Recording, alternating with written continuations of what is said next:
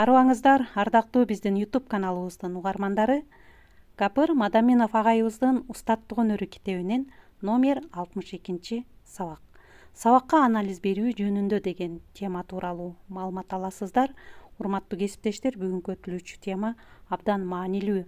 Ар бир мугалим үчүн эң керектүү жана пайдалуу сабактардын бири. Андыктан конт коюп угуп, конспект кылып жазып алсаңыздар дагы болот. Сабакты даярдаган Салтанат Бейшенова, Талас облусу. Мектеп турмушунда жаш мугалимдердин кыйналган бир проблемасы бул өз сабагында башкалардын сабагына да жакшы анализдей билбестиги. Ал эми булар жаш мугалимдер үчүн зарыл билгичтиктердин бири болуп саналат. Качан мугалим өз ишмердүүлүгүн, сабагын анализдей алса, ал каталарын түзөтүп, чеберчилиги артат. Мектептерде директор, завуч, районно инспектор, методисттер, тажрыйбалуу мугалимдер өз ара сабактарга катышып анализ беришет. Жакшы анализ бергендери да көп. Бирок арзыбаган бир деталга, майда чүйдөгө жабышып алып, мугалимге психологиялык, моралдык сокку урган, өзүн кыйынмын деп анализ берүүчүлөр дагы бар. Аларды угуп отурсаң, көбүнчө сабакта балдарды аз сурадың, же болбосо бааны жогору, же төмөн койдуң деп, же көрсөтмө куралың жок деп жана башкаларды айтып, мугалимдин сазайын берет. Албетте, алардыкы да туура, бирок эң башкысы эмес. Мугалимге сабак өтүүдө эркиндик да берүү керек. Сабактын анализи жөнүндө окумуштуу методисттер эң сонун китептерди жазган.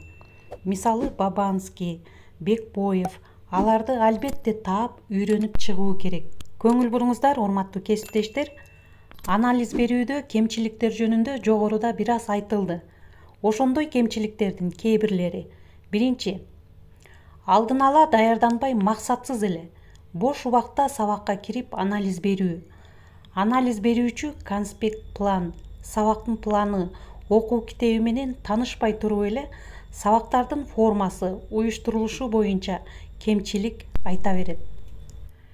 Экинчи, көпчүлүгү сабактардын жүрүшүн жазат, корутунду сунуш айтылбайт, же тескерисинче үстүртөдөн корутунду сунуш айтылат.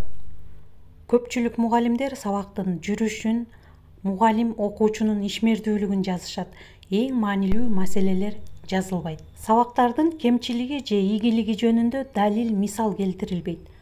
Кээде кургак артыкча мактаса, айрым учурда катуу сындап же ката кылып койбоюн деп кайдыгер тил учунан эле айтып кетет.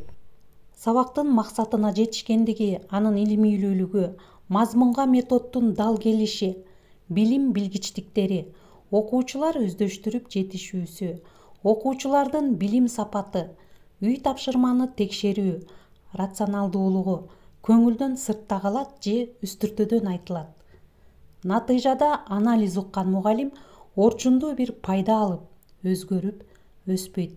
Албетте, андай анализ берүү үчүн адам терең билимдүү, кең пейил, тажрыйбалуу болуш керек. Кең пейилдик мугалимдин эмгегин баалоо бул анализдөөдө эң зарыл сапаттардын бири.